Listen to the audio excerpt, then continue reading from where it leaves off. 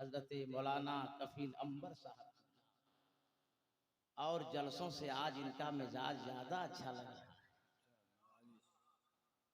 बड़े दिल से बोल रहे हैं। अल्लाह ताला मेरे भाई को दीन दूनी दा चगुनी तरक्की अता फरमाए।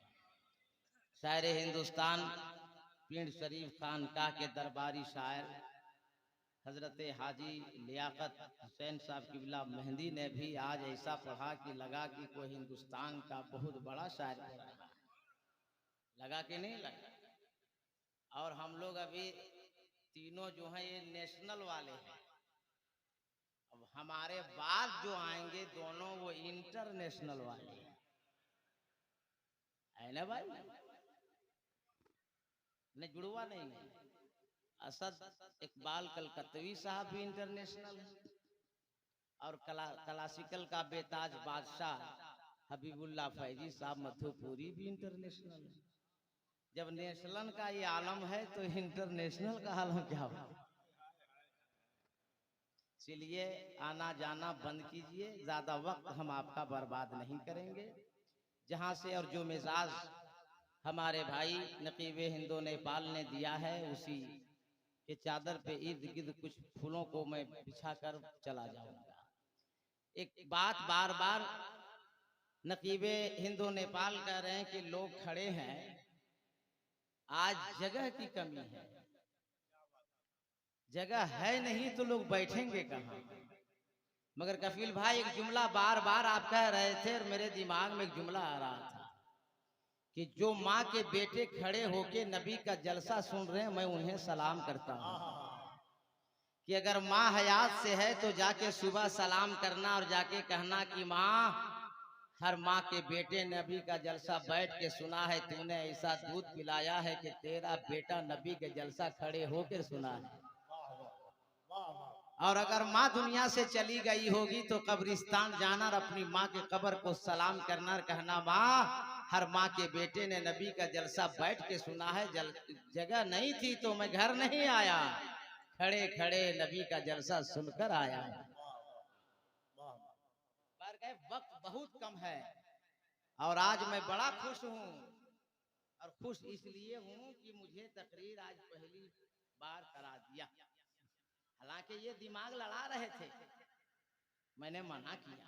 ये उड़ीसा है, धामनगर शरीफ है, और अल्लाह ने इसी जात को यहाँ पैदा किया है कि शायद वो जात ना यहाँ पैदा होती तो उड़ीसा में शायद धामनगर को नहीं पहचाना जाता। लेकिन अल्लाह ने इसी जात इस जमीन में पैदा कर दिया कि उड़ीसा की क्या कीमत सारी दुनिया धामनगर शरीफ को जानती है। इतनी बड़ी शख्सियत यहाँ जहाँ लेटी हो आराम कर रही हो, वहां के रहने वाले लोगों का तो जवाब क्या जवाब है कि नहीं। ये महीना चल रहा है 11वीं शरीफ का, है ना, गौसुल आजम का, और मिजाज भी वही बना हुआ था, मगर यहाँ आने के बाद सब खलत मलत हो गए, इसलिए कि महीना है 11वीं का और नजरों के सामने कदमे रसूल है। तो सिर्फ एक शेर हम पढ़ते हैं, उधर बरकत बगदाद से हासिल करते हैं और सीधा मदीना जाते हैं। इसलिए कि आज जो दीवाने मेरे सामने बैठे हैं वो गौसे आजम की औलाद के दीवाने हैं, और मुस्तफा जाने रहमत की आल के दीवाने बैठे हैं। और हम जैसा मौलवी, मौलाना कफील अंबर जैसा मौलवी, मौलाना लियाकत मेहंदी जैसा मौलवी, या अपने वक्त का कोई मौलवी हो, कोई मुफ्ती हो, कोई मुहद्दिस हो, कोई क्या बयान कर सकेगा गौसे पाक की सीरत को? गौसे पाक को कौन बयान कर सकेगा? अरे गौसे आजम तो वो पीरे पीरा मेरे मीरा शाखे जिला शेख अब्दुल कादिर जिलानी हैं कि माँ के पेट में है और माँ की हिफाजत कर रहे हैं।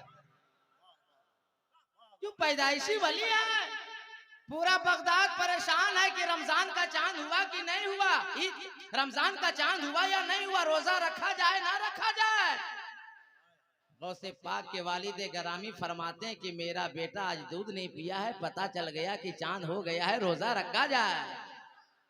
बड़े पीर उनका नाम है, बड़े पीर उनका नाम है। उनकी माँ खुद फरमाती है कि मैं बेटे अब्दुल कादिर को दूध पिला रही थी, आसमान का बादल का टुकड़ा आया और मेरे बेटे को गोद से उचक के ले गया। मैं घबरा गई, या अल्लाह मेरा बेटा कहाँ जा रहा है? और बादल से आवाज आ रही थी अल्लाह की जानिब से, ये महबूब है, अब्दुल कादिर जिलानी है, पूरे आसमान की सैर करा दो। वो गौसे आजम फरमाते हैं कि मेरी माँ बचपने में आप घबरा गई थी ना, मगर आज आपका बेटा अब्दुल कादिर वैसा है, अल्लाह ने इतना पावर दिया है कि एक बचपने में सूरज में तेरा बेटा अब्दुल कादिर गुम हो गया था, मगर अल्लाह ने ऐसा आज पावर अब्दुल कादिर को तेरे बेटे को दिया है कि एक आसमान का एक सूरज नहीं, 70,000 सूरज आज अब्दुल कादिर में गुम हो जाएगा। ऐसी शख्सियत गौसे आजम की कौन बयान कर सकेगा? बयान कौन करेगा? कोई मौलवी नहीं कर सकता, हाफिज नहीं कर सकता, मौलाना नहीं कर सकता, आलिम नहीं कर सकता, फाजिल नहीं कर सकता, मुहद्दिस नहीं कर सकता, अरे हजरत नहीं कर सकता। अगर कोई करेगा तो जमाने का आला हजरत ही करेगा। हजरत से क्या पूछते हैं? डायरेक्ट आला हजरत ही पूछते हैं। आला हजरत गौसे आजम है क्या? तो आला हजरत का जवाब सुनेंगे। आला हजरत फरमाते हैं, वाह वाह क्या मर्तबा है गौस है बाला तेरा, वाह क्या मर्तबा है गौस है बाला तेरा, ऊंचे ऊंचों के सरों से कदम आला तेरा। कौन कह रहे हैं? आला हजरत। और हुजूर सदूर शरिया बहारे शरीयत के मुसन्निफ आला हजरत के शागिर्दे रशीद अपनी किताब में लिखते हैं कि जो मुजद्दिद होता है वो अपने जमाने के वलियों का सुल्तान होता है। सदरुल शरिया क्या अपनी किताब में फरमाते हैं कि जो मुजद्दिद होता है वो अपने जमाने के वलियों का सुल्तान होता है। गोया के वलियों का, अपने जमाने के वलियों का सुल्तान कह रहा, वाह वाह क्या मर्तबा ऐ गौस है बाला तेरा, ऊंचे ऊंचों। शेर तो बहुत सुना होगा धामनगर वालों, कदम रसूल में आने वालों, आज समझो पहली बार माना कादमी से। दूसरा मिसरा है कफील भाई आला हजरत के, ऊंचे ऊंचों। अगर आपके किसी मोहल्ले का इमाम चला जाए और इन उलमाए किराम को आप फोन करें, या दारुल उलूम में जाके फोन करें किसी आलिम को, या हजरत हुजूर पीरे तरीकत रहबरे शरीयत शाह मुफ्ती फैजल हुदा साहब किबला को फोन करें, हजरत इमाम चाहिए, जामे मस्जिद है और काबिल चाहिए, बड़ा मौलाना चाहिए, तो हजरत के दिमाग में या जिनको फोन करेंगे जितना हजरत होगा, जितना इमाम दिमाग में होगा, सबका ख्याल आएगा। बोलो भाई आएगा कि नहीं आएगा? मेरी आदत है कि मैं ऐसी तकरीर करता हूं कि आवाम समझे बात सही है गलत। आप डॉक्टर के पास गए और डॉक्टर ने कहा ऐसी बीमारी है जो हमसे इलाज ना हो पावेगा, आप कहिएगा, आपका गार्जियन कहेगा डॉक्टर साहब ऐसा डॉक्टर बता दो ना जो मेरा इलाज कर सके। अब जैसे आप कहेंगे तो पूरे डॉक्टरों का ख्याल उस डॉक्टर के दिमाग में आएगा, उसी विभाग का है ना भाई। अगर आप इंजीनियर को बुलावे और कहे ऐसा नक्शा बनाओ जो पूरे धामनगर में किसी की बिल्डिंग ना हो, किसी का नक्शा ना हो, तो आपका इंजीनियर कहेगा कि हमसे वैसा नक्शा नहीं बन पाएगा। तो आपको इंजीनियर बताइए, चाहे भुवनेश्वर का हो, चाहे कटक का हो, चाहे उड़ीसा का हो, चाहे बंगाल का हो, तो अब उस इंजीनियर के दिमाग में जितना इंजीनियर बसता होगा सबका ख्याल आएगा कि नहीं आएगा? अब मेरी बात समझ जाइएगा।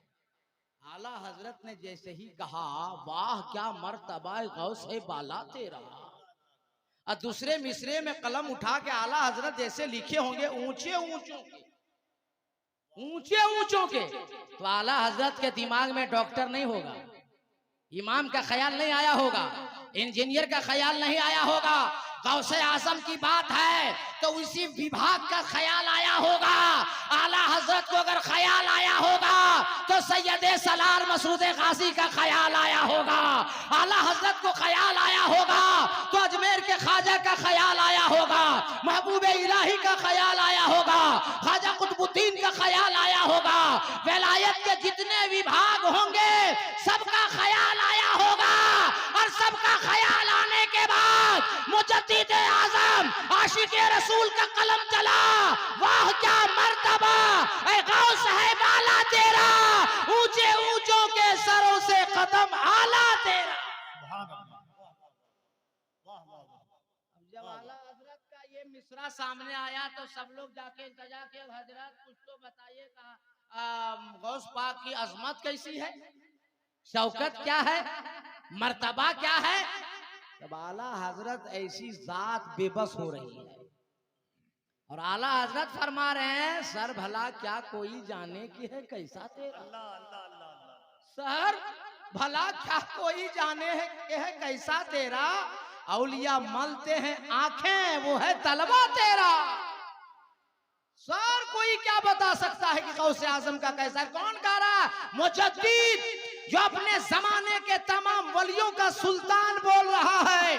आज हमारे पास मोबाइल है, आप सबके पास मोबाइल है, कोई जियो का सीम चला रहा है, कोई एयरटेल का चला रहा है, कोई बीएसएनएल का चला रहा है, मगर टावर है तो बात होगी, बैटरी में चार्ज है तो बात होगी, अगर रिचार्ज है तो बात होगी, इन तमाम शर्तें मौजूद है तब बात होगी। मैं आपसे पूछना चाहता हूँ ऐ गौस के दीवानों, ऐ हुजूर सैयद रिजवान हुदा कादरी रहमा के मानने वालों मुरीदों, बताओ कैसे सदियां गुजर गई और गौसे आजम ने जज्ब के आलम में बगदाद से इरशाद फरमाया मेरा कदम तमाम अल्लाह के वलियों की गर्दनों पर। कोई मोबाइल नहीं था, कोई सिम नहीं है, कोई टावर नहीं है और गौसे आजम ने ऐलान किया है तो आवाज पूरी दुनिया में फैल गई है। और वो आवाज जब हिंदुस्तान पहुंची है तो हिंद के राजा हम सब के ख्वाजा अताए रसूल ख्वाजा मोइनुद्दीन चिश्ती अजमेरी संजरी खुरासान के जंगल में इबादत में मशगूल है, सलाम फेरते हैं और अर्ज करते हैं ए गौसे आज़म आपका कदम मोइनुद्दीन अपने सर और अपनी आंखों पे रखने के लिए तैयार है। सुभान अल्लाह, नारे तकबीर, नारे रिसालत, अज़मते गौसे आज़म, जिक्रे गौसे आज़म। आवाज देने वाला बगदाद में, जवाब देने वाला हिंदुस्तान में। उसी गौसे आजम की तो औलाद सैयद शाह रिजवान हुदा कादरी अलैहि रहमा, तड़प के जी लगा के बोले ना भाई, उन्हीं की तो औलाद साहिब सजादा हुजूर मुफ्ती फैजान हुदा कादरी तशरीफ लाए हैं। अब मैं आपसे एक सवाल करना चाहता हूँ कदमे रसूल में आने वालों, जब औलादे रसूल का ये आलम है तो रसूल का आलम क्या होगा। बुजुर्गों ने फरमाया है कि जब मुस्तफा पैदा हुए तो खुशबू फैल गई थी, और जब गौसे आजम पैदा हुए तो संदल की खुशबू फैलने लगी। नबी पैदा हो रहे हैं तो खुशबू, गौसे आजम आ रहे हैं तो संदल की खुशबू, और कदमे रसूल में आए हैं तो कुछ मैं सीरत पढ़ना चाहता और आपके जहन को करीब करना चाहता हूँ। मेरा मुस्तफा जब पैदा होने लगे तो खुद भी आमना फरमाती है कि मुझे कोई तकलीफ नहीं हुई, ना कोई नजासते गलीजा आई, बल्कि मेरा बेटा पैदा हो रहा है तो पूरे मक्के में खुशबू फैल रही है। और जिस सुबह में मेरे आका तशरीफ लाए दुनिया में तो खाने काबा के करीब रहू से मक्का आके जमा होने लगे, और एक रईस दूसरे से कहने लगा ए मक्के वालों, नारे तकबीर, खड़े हो जाएं मोहब्बत और एहतराम के साथ। नारे तकबीर, नारे रिसालत, उलमाए अहले सुन्नत, फैजान सैयदी हुजूर सैयदी फैजानुल हुदा साहब क़िबला, शायर इस्लाम हजरत असद इकबाल कलकत्तवी, शायर इस्लाम हजरत अलहाज हबीबुल्लाह फैजी, उर्से मुक़द्दस, नारे तकबीर, नारे रिसालत।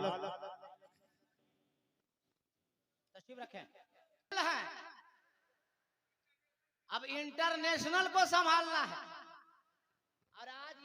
है कि शायर इंटरनेशनल शहंशाह तरन्नुम हजरत असद इकबाल साहब किबला कलकत्तवी आ रहे हैं, आने वाले हैं नहीं, आ गए हैं। आज ये भी नहीं है कि क्लासिकल का बेताज बादशाह शायर इंटरनेशनल हजरत मौलाना हबीबुल्लाह फैजी साहब आ रहे हैं ना, आ गए हैं। अब हम 10-15 मिनट के बाद बोलेंगे कि हम जा रहे हैं, तो 10 मिनट हमको मौका देंगे आप? तो नबी के नाम पे हाथ उठा के सवाब कमाइए और दिल से बोलिए या रसूल अल्लाह, और आवाज बुलंद करें या रसूल अल्लाह। आमिना खातून फरमाती मेरा बेटा जब पैदा हुआ तो पूरे मक्के में खुशबू फैल गई। जिस सुबह में मेरे नबी पैदा हुए ने तो खाने काबा के करीब रऊ से मक्का आए और सवाल करने लगे, आज सुबह सुबह इनकलाब देख रहे हो, आज सुबह सुबह इनकलाब देख रहे हो? तो एक आदमी, एक रईस ने कहा, हाँ ठीक बोल रहे हो, मेरा बाप कई महीने से बीमार चल रहा था, आज अचानक ठीक हो गया है। अरे दीवानों कब बोलेंगे, तड़प के बोले ना यार रसूल। कब, वो कैसे? कब मैंने बाप से पूछा बाबा ठीक कैसे हो गए, तो मेरे बाबा ने जवाब दिया, बेटा सुबह शादी का वक्त था, ये खुशबू आई, मैंने उसे दिल से सूंघ लिया, मेरी बीमारी खत्म हो गई। दूसरा रईस कहता है ठीक बोल रहा है, आज मैं सुबह सुबह बागीचे में गया तो मेरे बागीचे में बहुत सारे पेड़ सूख गए थे, मगर सुबह सुबह सब हरे भरे हो गए हैं। एक रईस आया, बोला है मक्के वालों तुम लोगों ने देखा वो क्या देखा जो हमने देखा, बड़ा लाजवाब देखा। क्या जल्दी बता दे तूने क्या लाजवाब देखा? का क्या बताऊं, मैं काबे का तवाफ कर रहा था और तवाफ करते करते मेरी नजर खाने काबा के मुतवल्ली पे पड़ी। अब्दुल मुत्तलिब अपनी गोद में सादा लिबास में लिपटकर कोई बच्चा लेकर काबे की तरफ आ रहे हैं। अब एक नजर मैंने काबे को देखा, एक नजर मैंने बच्चे को देखा, एक नजर मैंने काबे को देखा, एक नजर मैंने बच्चे को देखा, और फैसला करने पे मजबूर हो गया, या अल्लाह ये बच्चा काबे की तरफ जा रहा है या काबा बच्चे की तरफ झुका जा रहा है?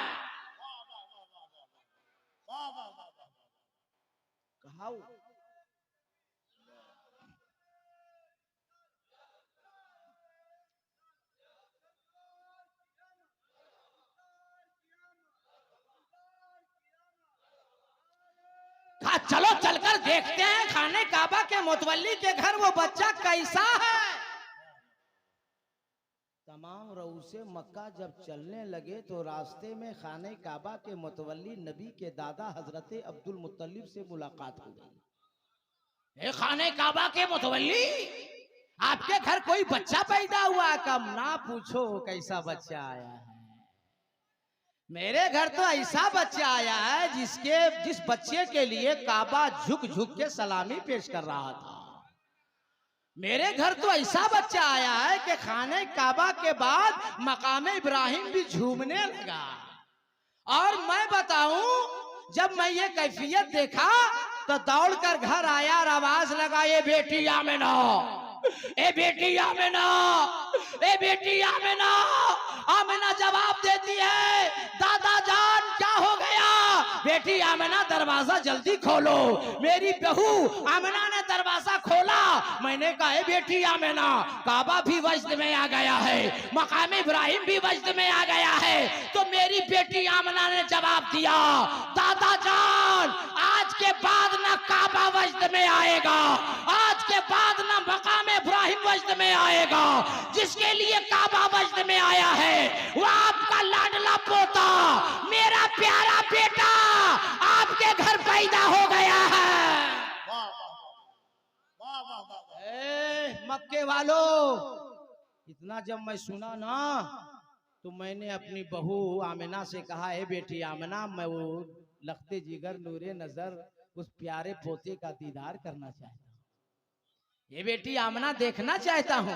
और जैसे देखने के लिए मैंने पहला कदम उठाया, दूसरा कदम उठाया, तीसरा कदम उठाया, अचानक एक हसीनो जमील खूबरूनो जवान मेरे सामने आके खड़ा हो गया। मैंने कहा, है नौजवान, तू कौन होता है मेरा रास्ता रोकने वाला? तेरे को मालूम नहीं जो बच्चा पैदा हुआ मेरा पोता, मैं उसका दादा, तो बीच में रास्ता रोकने वाला होता है कौन? तो उस नौजवान ने कहा, मैं आया नहीं हूं, भेजा गया हूं। अरे बोलने की जगह तड़प के बोले, या रसूल अल्लाह, मैं आया नहीं, भेजा गया हूं। मैंने पूछा कि तुझे किसने भेजा, तू है कौन?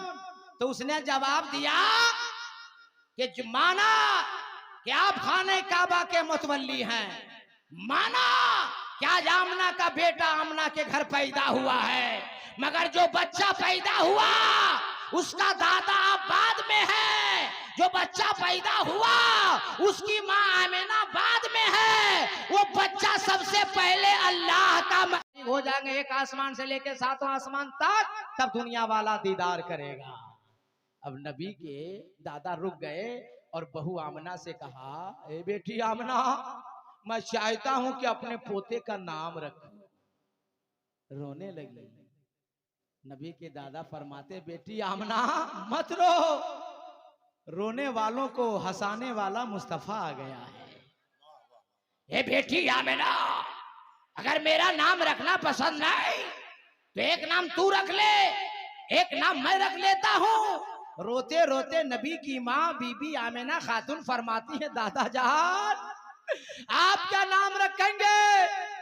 मैं क्या नाम रखूंगी? जैसे मेरा लाडला बेटा पैदा हुआ, आसमान से जिब्रील आए और 7 नाम अता किए और चले गए। अल्लाह को भी ये पसंद नहीं कि महबूब मेरा होगा और नाम किसी और का होगा। महबूब मेरा है तो नाम भी मेरा होगा। जिब्रील कितना नाम दिए? बोलिए भाई, कितना नाम दिए? बता दे, क्या आप लोग को मालूम? बता दे।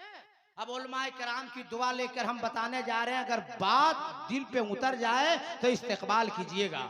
जिब्रील अलैहिस्सलाम जो 5-7 नाम लेकर आए, वो पहला नाम था इस्महु फिस समा, जो मेरे नबी का आसमान में नाम है। इस्महु फिस समा महमूदून फित तौरात अल हादी फिस ज़बूर अल मुअय्यद फिल इंजील अहमद फिल कुरान ताहा यासीन मोहम्मद सल्लल्लाहु अलैहि वसल्लम। खत्मे रसूल में आने वालों, नामनगर शरीफ के जलसे में आने वालों, बताएं आप आसमानी किताबें कितनी है? कौन कौन? तौरात, ज़बूर, इंजील, कुरान। और चारों आसमानी किताब में जो 7 नाम जिब्रील अलैहिस्सलाम लेकर आए, मैंने बताया कि नहीं?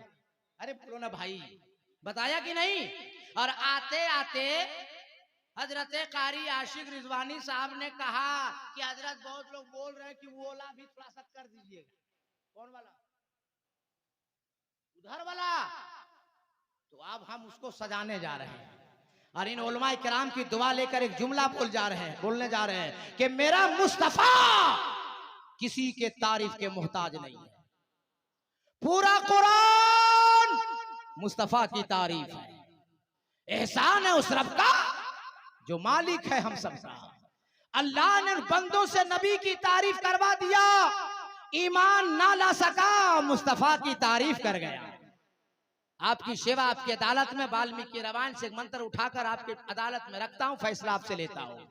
वाल्मीकि लिखता अवतार नियरडंदम पृथ्वी मध्यम रुषितार्तम बलवंशबाणम लम्लह्यम वैष्णवनम दवश्य महावीरम परारूपम परादीपम संवति विष्णु स्वरूपम हम परम दूतेनाशय यदाहि यदेनाशय कंचन। अवतार उनका अवतार होने वाला है, वो दयालु आने वाले हैं, वो महाराज आने वाले हैं, वो इमामुल अंबिया आने वाले हैं, वो हबीबे खुदा आने वाले हैं, वो मुअल्लिमे कायनात आने वाले हैं, वो रहमतुल लिल आलमीन आने वाले। कहा नया रटंतम, जहां ज्यादा पाप हो रहा होगा, ज्यादा गुनाह हो रहा होगा, ज्यादा अन्याय हो रहा होगा, वो महबूब, वो दयालु, वो इमामुल अंबिया, वो हबीबे खुदा वहीं तशरीफ लाने वाले हैं।